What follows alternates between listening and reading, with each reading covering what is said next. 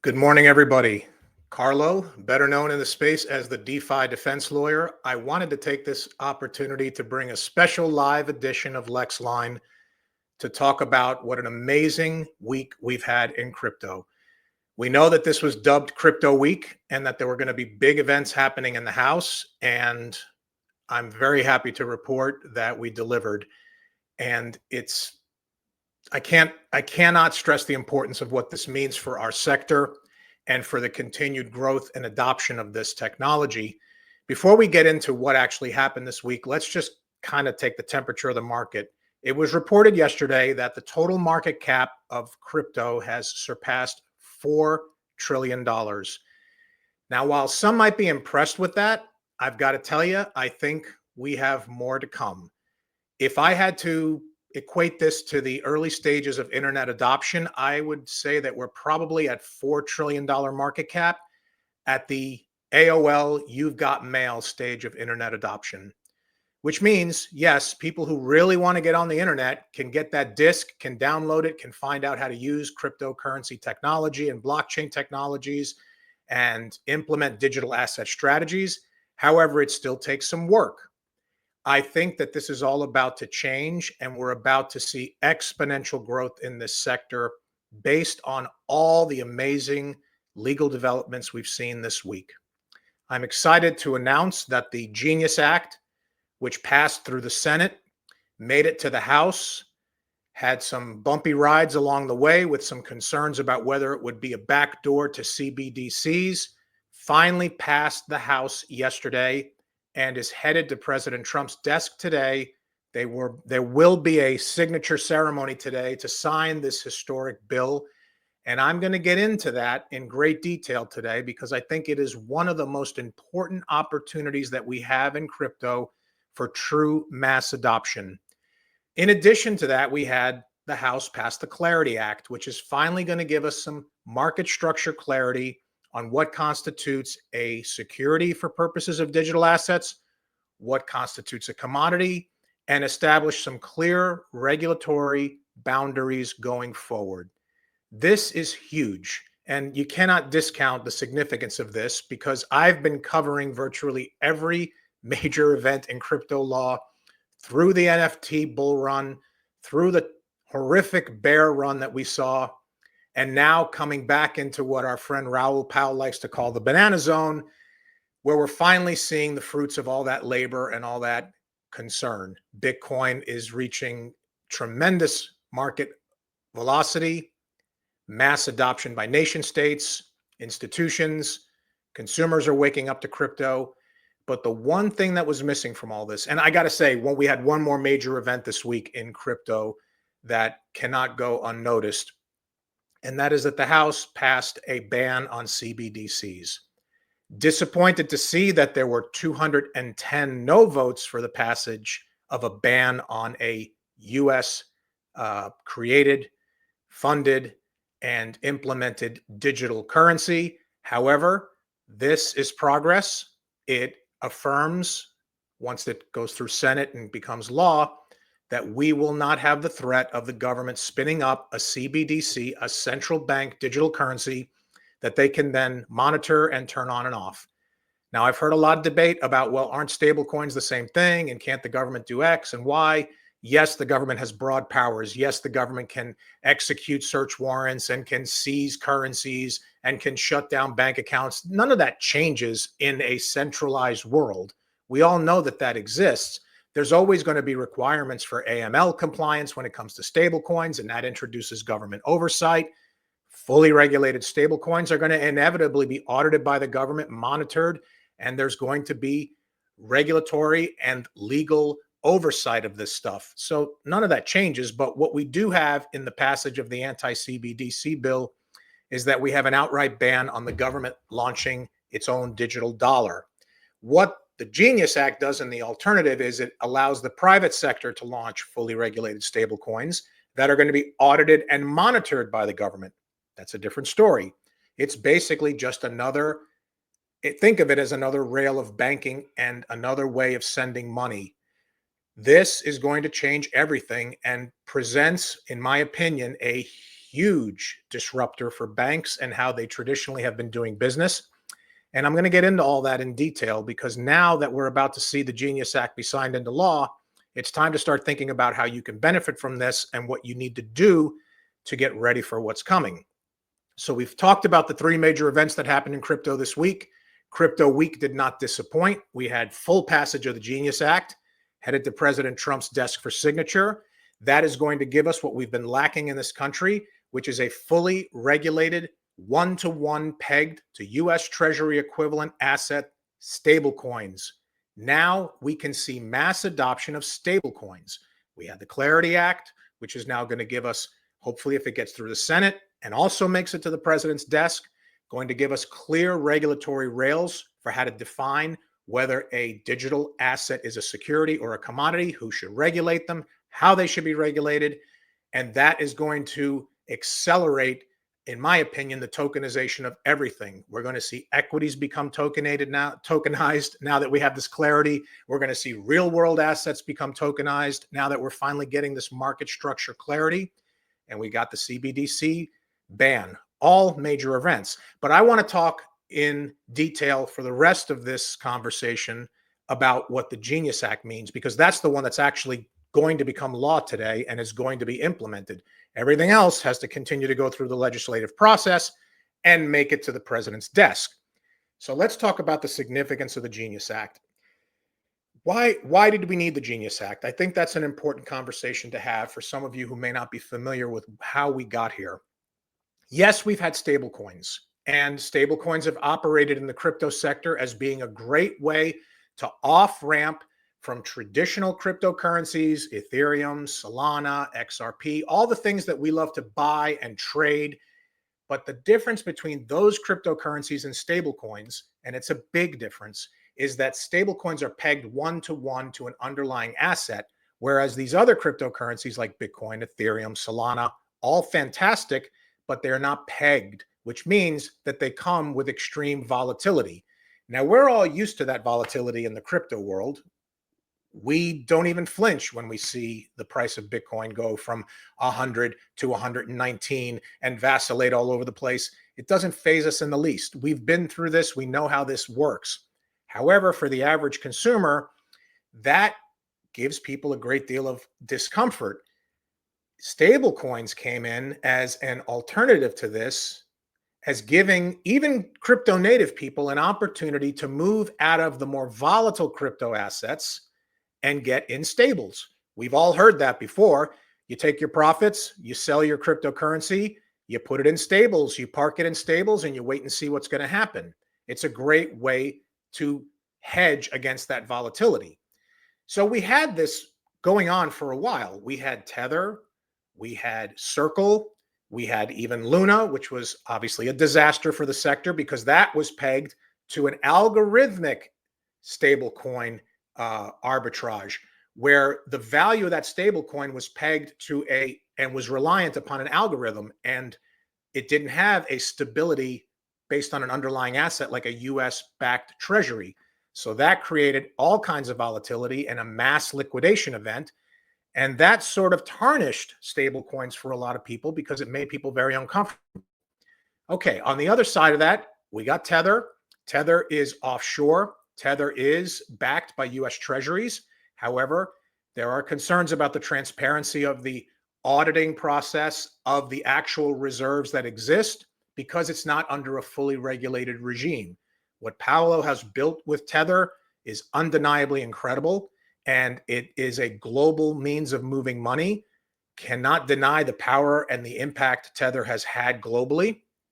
The alternative to Tether was Circle. Circle was launched in compliance with state regulatory framework, specifically New York, and then went state by state and gave us another layer of a regulated, audited stablecoin. However, it was not a fully regulated stablecoin, which meant that there were still concerns about could it depeg, and we know that for a brief moment it actually has depegged. We've seen that happen.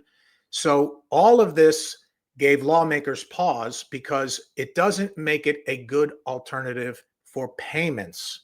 The difference between all those other cryptocurrencies we talked about, yes, you can send and receive Bitcoin, you can pay people with Bitcoin. However, you experience the risk of volatility when you do that, because when your Bitcoin leaves your wallet, it takes time for it to be recorded on the blockchain and for the transaction to be finalized and the Bitcoin to ultimately end up in the receiver's wallet. If there's any price fluctuation, if you had planned on sending $1,000 equivalent of Bitcoin to the recipient, however, due to market fluctuations, that's now only worth $990 or $850 in US dollars. Well, that presented a problem, and that's been an ongoing problem. So stablecoins to a degree solve that, because people use stablecoins even in an unregulated environment in the decentralized world. They stake it, they use it for payments, they pay employees with it, they process vendor payments with it. For the people that understand how the tech works and have wallets set up and know how to do all this, it's great. It's pretty well pegged. It's reliable. Circle obviously has gotten recognized for having much more compliant framework. So that's made people in the United States more comfortable to use Circle. That's why Coinbase uses Circle, but doesn't use Tether. However, we needed to take this to another level. In order for us to truly achieve market penetration of stablecoins and mass adoption of digital assets, we needed a vehicle that was reliably pegged, that was fully audited, that was regulated, and that contained within the structure of the law safeguards to protect consumers against abuses, over leveraging, things like paying yield, which could introduce volatility, things like confirmed auditing, requirements of what specific assets could be tied or pegged one-to-one to these stables. So the Genius Act solved all that because it gives us transparency and accountability, and it now enables us to fully implement a dollar-based digital asset that can move at the speed of the internet, not at the speed of banks, which is how traditional fiat has moved for a long time. I have been very critical about that component of finance and how it is antiquated and how we are really due for a reset on how we move money around. And stablecoins under a fully regulated Genius Act enable that. I have said repeatedly that I think that fully regulated stablecoins will be the Trojan horse that onboards the non-crypto native masses in the United States and around the world to blockchain technology. The reason it's the Trojan horse is because it's going to be easy to move the money. It's going to be safe to move the money. It's going to be low cost. And at the end of the day, it's pegged to a stable asset, which is US Treasury backed dollars. What that means for consumers is they have comfort in moving this stuff around. They're not afraid of losing all their value. This is going to be the ultimate on-ramping event for non-crypto natives, because once the consumer, once businesses, once family offices realize that they have this option available for them to move money, they're going to start to question why their bank is still keeping them in traditional payment rails like wires. Wires are so antiquated. First of all, you're relying upon banking hours. Stable coins don't work on banking hours because they're on blockchain and they run 24/7, just like every other cryptocurrency. You're not going to shut down a stable coin rail because the bank closed, meaning you don't have to rely on your wire application getting submitted before the bank closes on Friday. You don't have to worry about looking at your account all the time to see, did that wire go through? If you're waiting on the wire, you got to worry about, when is the wire going to come? Did it leave your bank? Where is it in the world? There's no way to monitor that. You just have to keep looking at your account online, calling the bank. That's a waste of time. And what's crazy about it is they charge ridiculous fees to waste your time doing this antiquated means of moving money around. I'm even now seeing on my bank statement that I'm getting charged to receive wires. So while it's great to have it as an option, it's time for this to change. We're due for a complete and total revamp of this. That's where stablecoins under a fully regulated Genius Act regime come in, because now consumers, businesses, family offices, anyone who is moving money around the country or around the world has an alternative. The big advantages are obvious. Stablecoins process instantly. You don't have to worry about waiting for checks to clear anymore. You don't have to worry about checks bouncing, getting reversed. You don't have to worry about your vendors waiting on your payment to go through because they're waiting for a check to clear. As a business that accepts credit cards, you now have a viable alternative. You can now encourage consumers to pay for goods and services with stable coins as opposed to credit cards. What does that do for your business's bottom line? It does a lot. I mean, the obvious thing is if you've ever owned a business and you've ever accepted credit cards, you know, when you look at your bank statement, you see that 3% fee generally that comes out and goes to the credit card vendor as their VIG for processing the payment, for guaranteeing that there'll be fraud protection. I get that that's a valuable thing and people will still want to use credit cards. But for those who want to go to the next level and take the risk and want to accept stable coins instead of rely on strictly credit cards, this is instantaneous payment, can't be reversed. It's fully transparent on a blockchain, so you can see when it left, when it arrived. It can be fully audited, and it's not going to come with those credit card processing fees. These are all huge advantages for consumers and businesses who want to move money around, because now you're not reliant on banking hours, you're not reliant on banking fees. This is a major disruption for banks. I have said in several episodes that banks are in trouble if they do not adapt to this. And they're on notice now. Now, they've talked a good game. We know JP Morgan has explored their own stable coin, and I put that in quotes because I don't think it's a true stable coin. I think it's a stable coin that is basically operating just like any other banking service and will probably be structured as far as its fees like a lot of other banking services. So I think this is their attempt to strike some kind of a compromise or balance. I read the white paper. I don't think it's a pure stable coin. You're going to have a lot of friction here at the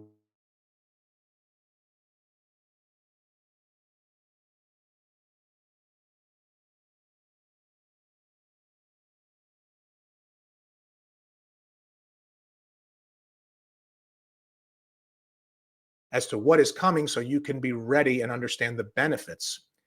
The benefits are huge, and we're talking about that. And I know I've said huge about 3,000 times, and this is probably turning into a drinking game, but fine. I cannot underemphasize how big this is. Once banks wake up to this, they have a choice to make here. They can either adopt stable coins, introduce that payment rail into their systems, or they risk losing customers to forward-thinking fintech providers who will do that. Because when you sit down with your banker and you ask them, hey, what is this stablecoin thing and why isn't it available as a service at your bank? Why do you still have me in wire transactions and check fees and credit card vendor fees when there's this other new thing on the block and I'm not available to do this? I can't use this. I can't integrate this into my business. That's going to be a tough conversation for banks to have with consumers. Now, they'll finagle and try to say, well, this is tried and true. This is crypto. It's risky. It's this, it's that. But all that's largely being eliminated now that we have fully regulated one-to-one backed stablecoins. So it's going to be hard to have that conversation going forward. When your bank customers realize there's a better option, what are they going to do? They're going to take their money elsewhere. If you start to see deposits leaving banks, that's going to hurt banks because they make their money off of lending out your money for higher interest rates. They're going to lose the fee structure on giving you the luxury of moving your money through banks. And all this is going to go to more forward-thinking fintech providers. And incidentally, now's the time for all the people that are out there thinking about how can I integrate stable coins? How can I benefit from this? If you qualify under the Genius Act, if you qualify under the OCC and you're eligible for this, well, this is huge because this gives you an opportunity now to fully transform how we move money around. And if you can be an early adopter of this, and we're talking and listening and seeing what's going on, Amazon's thinking about doing their own stable coin. There's talk of a lot of banks adopting stable coins. You're going to see a lot more of that talk because now all these institutions, all these private sector players are looking at this law and trying to figure out how do we get this started. So they've got to look at their internal structures. They've got to start experimenting with wallet technology. They've got to start playing with stable coins now, sending and receiving, doing some test net, getting all of their in-house compliance in order, because you still have to comply to a certain degree, just like with cash transactions, with AML requirements. There will be KYC requirements when you're dealing with these centralized rails. This is all fully regulated and audited stuff. So they'll have to make sure they have proper reserve structure, meaning that for every standalone digital dollar they create, any digital stablecoin that they issue, they have to back it one-to-one with a Treasury equivalent asset, like a dollar equivalent asset. That's baked into the statute. It's got to be this way. Now, going forward, we have time. I think probably conservative estimate, we probably have about 6 months to a year before we really see this start to go live. Because what happens now is it goes to President Trump's desk for this signature ceremony. Then from that signature ceremony begins the process of implementing the regulatory structure for this, which means Treasury is going to have to write the rule book for getting this law off the ground. Once that rule book is written and we go live with this, then there's going to be an application process, and that's where banks and fintech providers and private sector players who want to spin up their own stablecoin can make the necessary application, can meet those reserve requirements, can demonstrate that they are qualified to do this, can custody it safely for consumers, and make sure that it will always remain pegged one-to-one, and that they won't do volatile stuff and play the type of games that we saw under the unregulated stablecoin regime. So once this hits and we have clear regulations in place and rules for how to implement this, then becomes the rush to getting your house in order and getting your application in place if you're going to be one of those issuers. From the consumer and business side and the family office side, now's the time to start looking at how you process payments right now, and maybe start thinking about gradually integrating stablecoins into your world. You'll need some help. You'll need some guidance. I host a lot of these types of things on TikTok, where I talk about how this can benefit consumers, to educate consumers. I encourage you to follow me on TikTok if you want to kind of understand the basics of how this works, because it is going to take a learning curve to do this. We're basically now saying, okay, non-crypto native people, here's your opportunity to finally benefit from digital assets. You got a choice to make. You can stay with the safe, traditional thing that you're used to, the old, antiquated way of doing things. Essentially, your choice is you can either keep sending money around by fax, or you can upgrade to sending money around via email, because that's basically what you're doing. You're sending money at the speed of the internet with stable coins. You're eliminating fees. You're eliminating all that friction. I haven't even talked about international transactions. If you operate a business and you have overseas vendors or customers, and you're dealing in sending dollars and having to wait for it to get converted to the native token, wait for that conversion rate, the fees that come along with that, the delays that come along with the conversion, and then finally waiting to see what comes out on the other side when it finally converts as far as currency volatility, because the dollar and other assets have fluctuation in their value. That's gone now. If you have stable coins in place, fully regulated, one-to-one backed, you're now able to send and receive dollars, process payments with vendors, get your invoices paid with overseas customers. For family offices, instead of having to worry about, I want to invest in something in Dubai, it's an amazing opportunity. The bank's about to close. I don't have time to get the wire together. I want to get in on this deal before it closes. This is the round. This is the opportunity. But how do I get in? Well, I'm going to have to deal with currency conversion. I got to convert the dollar to the dirham in Dubai. That's going to take time. Stable coins. Automatically send it, automatically confirm receipt. Now you're in the deal. Now you've secured that investment opportunity for your family office, and you've done it instantly for pennies on the dollar. How are banks going to compete with that? They're going to have to wake up, period. End of story. This is a huge disruptor for the sector. And I've talked with people in the banking sector, and I can tell you that for the most part, they're largely clueless as far as the people on the ground level, local, regional banks, community banks. They have no idea, based on the limited conversations I've had about this with them at the early stages of all this. They don't know what the Genius Act is. They don't really understand what stablecoins are, and they don't understand how this is going to disrupt everything they do. But they're going to have to get educated real soon. So now is the time to start learning. So talked a little bit about why we needed the Genius Act. We needed the Genius Act to shore up regulation of stablecoins so that we could have a smooth process for launching these things and for making sure. Now, what does that mean for existing stablecoins? This is an important question that hasn't had a lot of talk lately, but for Tether, this is a bit of a problem. Of course, they're going to always have international dominance. I think they'll always have a very strong position. Paolo is brilliant, and what he's done there is very creative, and he was a first mover, and I think he'll always see benefit from that. However, Tether in its current form is locked out of this US regime, which means Tether's going to have to make some decisions about whether they want to come into regulatory compliance with the Genius Act. Circle has to do the same thing, although Circle has an easier road because they're already US, to an extent, US based.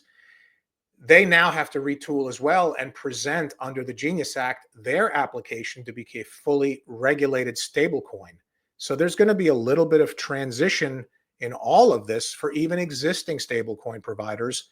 But once they do that, they're going to be mainlined into this digitized dollar.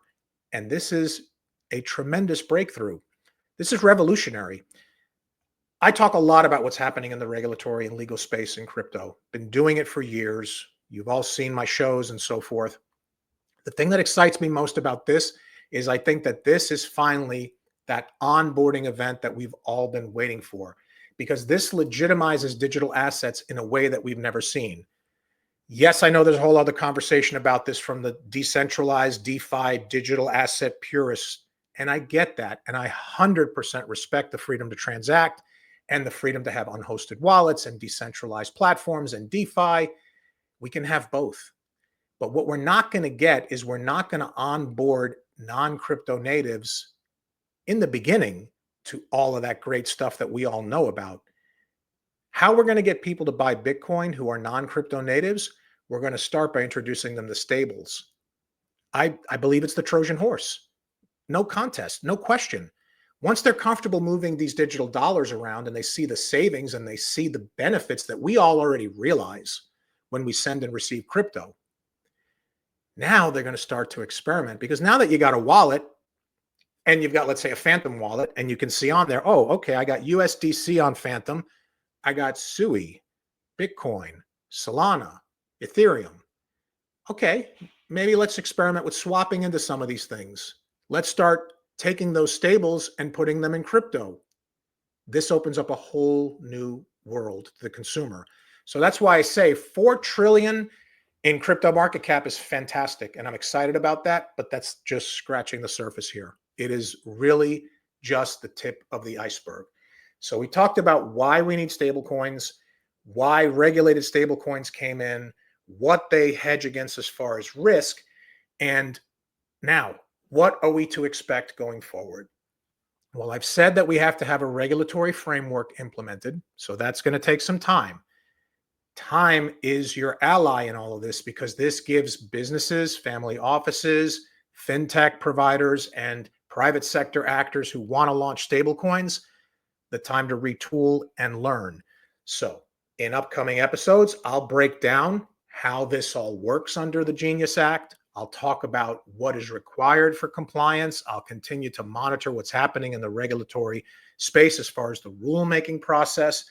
But once all that mainlines, and once we get our first live, fully regulated stablecoin under the Genius Act, and I'm betting that first one will probably be Circle because they've got market penetration, this is also a good thing for America. Again, I'm always excited to talk about what's happening in the space. For years, I talked about a lot of negative stuff that was happening in this space, a lot of overregulation, a lot of lack of regulatory clarity, a lot of uncertainty, the war on crypto, all of it. This truly excites me because, number one, I think it's the Trojan horse to onboard the masses to crypto. I also think it's a phenomenal thing for the US dollar and for dollar dominance in the world, because now that we have this fully regulated stablecoin regime in place, it mandates a one-to-one dollar equivalent. So for every issuer, and I suspect how we've had alt season, DeFi season, NFT season, I have said and been very vocal that we are now entering Stablecoin Summer. You're going to see a tremendous amount of stablecoins being launched. Too many stablecoins, far too many stablecoins. Stablecoins that are looking for a use where there isn't really a use. Everyone's going to play with this stuff. It's inevitable. That's the way it is with new technology and legal disruption and technological disruption. You're going to have new entrants into the market. No denying that. A lot of them are going to probably fail, okay? They're not going to be a sustainable business model because stablecoins in of themselves are not an investment opportunity. The law specifically says you can't earn yield from stablecoins in the centralized system, okay? So banks can't pay yield to consumers on stablecoins. How are banks and fintech issuers going to make money? They'll come up with their own creative way to earn on these stablecoins. But at its core, the way stablecoins work is that the treasuries that are bought that back these stablecoins, well, they earn yield for the stablecoin issuer. So if you have a flood of stablecoins, you have competition, you're going to need adoption and use cases for these, or else they're not going to justify creating those stablecoins and backing them and then earning yield on those treasury equivalents. So that's not really going to be a viable opportunity unless you get mass network adoption, just like anything else. But for the ones that do, they're going to have opportunities to earn yield. What does that do for the dollar? We know that the Treasury, and we know from his listening to Scott Besson talk, we need the world to buy US Treasuries. Right now, the rates on Treasuries are very high. We've got a lot of pressure with potential incoming inflation. We've got a lot of concerns about the bond rates being so high and making it impossible to cut interest rates to introduce liquidity into the system. There's an opening here for fully regulated stablecoins to kind of help shore up the dollar and the dollar dominance in the world. Because if this becomes the leading form of treasury purchasing, in other words, if you have a mass inflow of stablecoins that require the purchase of treasury equivalents, you're going to see a spike in the purchase of short-term treasuries. Scott Besson's running around the world trying to sell US treasuries to other countries.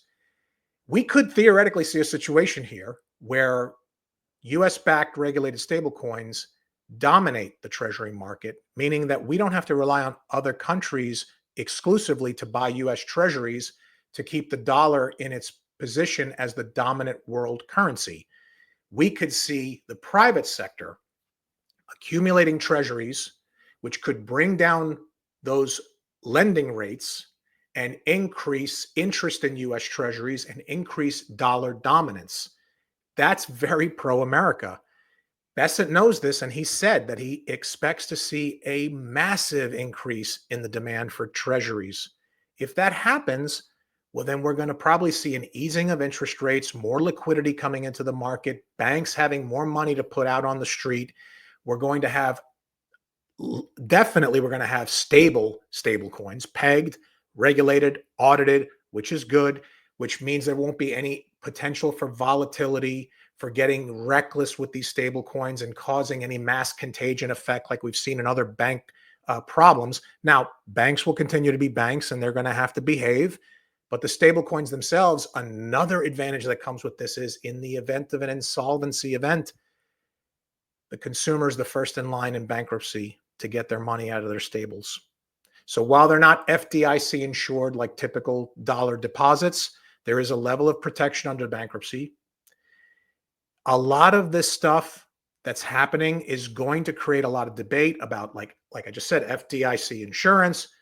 Well, FDIC insurance exists largely because banks don't actually hold your money. They work in a fractional reserve model where they take in your deposits, they take in treasuries, they loan it out and earn interest on it. But if everybody wanted to come to the bank at the same time and get their money, it's not there. So if there's a run on the bank, the FDIC has to step in to insure. You don't have that risk with stable coins because if there's a run on stable coins, well, they have to be audited and fully regulated and pegged 1-to-1, which means you can't have a fractional reserve crisis, which requires FDIC insurance because they're 1-to-1 backed. For every stable coin, there's a dollar equivalent treasury. So you don't have that risk. So you're going to hear a lot of talk about how this is not good for the country. This is not good for the dollar. This is the back door to a CBDC. And I'm happy to have those debates. And I love to debate this stuff in the space. But I think at the end of the day, we all have to come to the conclusion that this is probably one of the biggest weeks we've ever seen in crypto, no question, for the United States. We have now established to the world that we are prepared to lead in the digital asset sector, that we are prepared to take the mantle and actually build this technology with clear regulatory lines. I don't want to get into this mired debate about Trump's token and Trump's DeFi project and the Trump family this and the Trump family that. The anti-crypto army has tried to advance that as a reason to kill the Genius Act and fully regulated stablecoins, but it doesn't ring true. For the reasons I talked about, this is actually good for the dollar. Yes, there's concerns about money laundering, but guess what? There are very robust AML compliance requirements in this bill. When it becomes law, it's going to mean that issuers need to comply, just like with any other fiat-based movement of money, with AML requirements. So while stablecoins can move faster, cheaper, instantly, and of course that's going to be used for money laundering, there's no denying that, because all other forms of moving fiat are used for money laundering. So to say that we have to throw out stablecoins because they could be used for money laundering, which is why we saw Maxine Waters and her friends in the House put out a letter saying that this was crypto corruption week and trying to spin this narrative, it largely falls flat, because you can facilitate money laundering with every other kind of fiat digital dollar-based currency. You have to have AML in place. You have to have KYC to an extent, and you have to understand there's going to be bad actors. And that's why you have to have legal and regulatory clarity.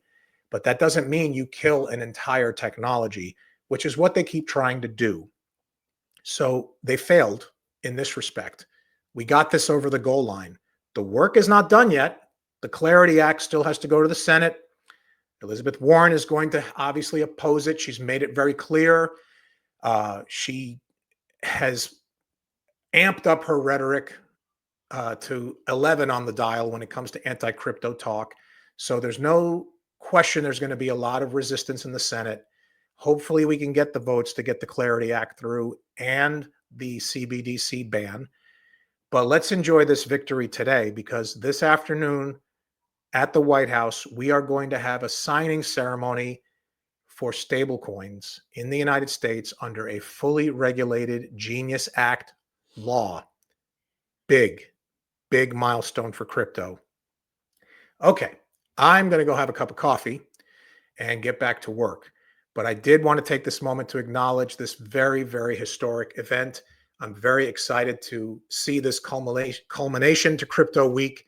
For all of you who stuck around and listened to all of this, thank you. I'm going to put it out as a podcast recording as well, so you'll be able to come back and listen to it in the future. If you haven't followed me yet, give me a follow on TikTok, on X, the DeFi Defense Lawyer. You know where to find me. You know I've got my Substack newsletter, the DeFi Defender, which I put out regularly to update on what's going on. Going to start to put out more Lexline episodes on Apple and Spotify, so be on the lookout for that as well. And I am super excited to keep talking about stable coins and hopefully educating consumers to the alternatives. I think that for family offices, for businesses, and for consumers, this presents a real way to break away from the traditional banking rails. Why are we moving money at the speed of banks when we have digital assets that do it on blockchains instantly?